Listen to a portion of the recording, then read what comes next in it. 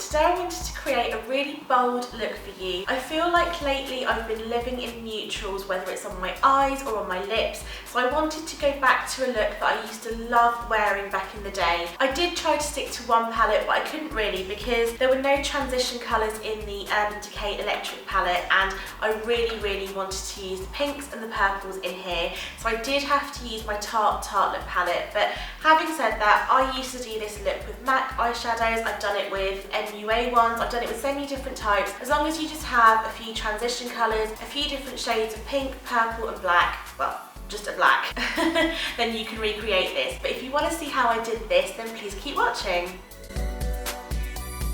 I've already filled in my brows and applied my moisturiser and eye cream, and as always I'm starting off with a primer. For this I'm using the Essence Eyeshadow Primer Base. Then I'm going in with the Tarte Tartelette palette in the shade Free Spirit. I'm just setting that primer in place with a neutral matte eyeshadow. This will just make blending very easy. I'm then mixing Force of Nature and Caregiver. These are very pale pink shades and I don't really want them to show up. I'm kind of using them as a transition colour, so as you can see they don't really show up on my skin, but I'm just applying them with a MAC 217 brush just slightly above the crease. I don't want to go over the crease because you'll see later that I'm using quite a few different shades. Then I'm going in with the neon pink shade from the Urban Decay Electric palette. I'm using the same brush and I'm just taking a tiny bit of this. These shadows are so pigmented and they could stain your eyelids, so just use a small amount and also just always use a primer. As you can see, it's really bright and I've just applied it slightly overlapping the pale pink shades and a little bit underneath too. I'm blending this out and then going into the lighter purple shade in the electric palette. Again, I'm overlapping that with the pink and taking it slightly underneath. I'm getting really close towards my crease, so next I'm going to apply the dark purple shade, and this is going to go on my crease and I'm going to blend it upwards just to create that gradient effect.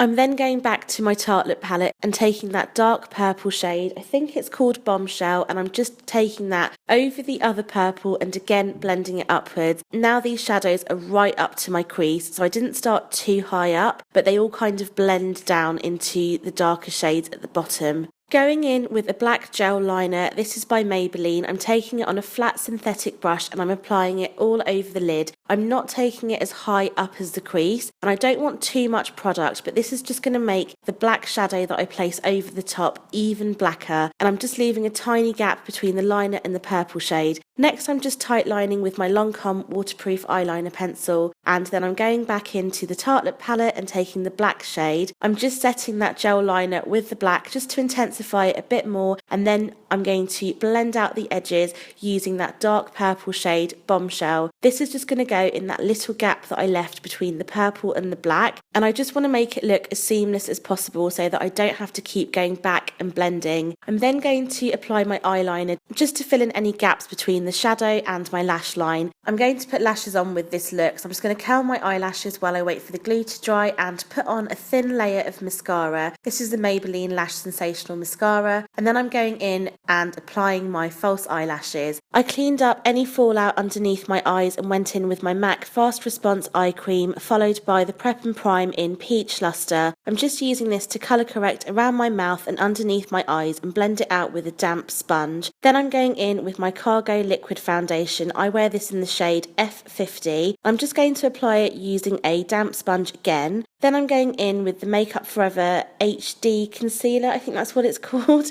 I don't like to lose the coverage, so I like to apply it with a brush and pat it on, then blend it out slightly with the Beauty Blender. I just like to set the areas that I think will crease. Then I'm going back into the electric palette with that neon pink shade and running it along the lower lash line. I'm taking it all the way underneath and connecting it all the way up to the top. I'm also mixing it with a little bit of the purple shade and going in with my Lancome eyeliner on the waterline and just slightly underneath. I would advise using a slightly creamier eye pencil than this because it's easier to blend, but I'm just allergic to anything that's really creamy on the waterline because it just really irritates my contact lenses. I'm then going in with the Balm Mary-Lou Manizer just to highlight my brow bone before going into my Maybelline Age Rewind Concealer just to highlight on my face I'm blending that all out with my damp sponge again before finishing off the eyes with some mascara. I'm then going into this iconic London contour palette. I'm using their smallest Evo brush and I'm just applying the contour to everywhere on my face that I want to contour. I really like this brush for applying contour to the face, but it doesn't blend it very well, so I'm then blending it all out with my sponge again. Then I'm going into the Smashbox contour kit. I'm just going to use that highlight shade on my finger just to run it down the bridge of my nose. I find that this is the easiest, and I'm just going to set all the parts that I highlighted earlier, and then I'm going to go into the contour shade just to set all the areas of my face that I contoured before. I'm using a Kiko blush in the shade Rosewood, and I'm highlighting the tops of my cheekbones with MAC's Global Glow. I just wanted it to pop a little bit more, so I'm just spraying my brush with a bit of Fix Plus before I move on to the lips. I'm using a mix of a Ciate lipstick in Truffle and the NYX Soft Matte Lip Cream in London. I just like the combination of these two shades put together. And this is the finished look. I really hope you enjoyed this video.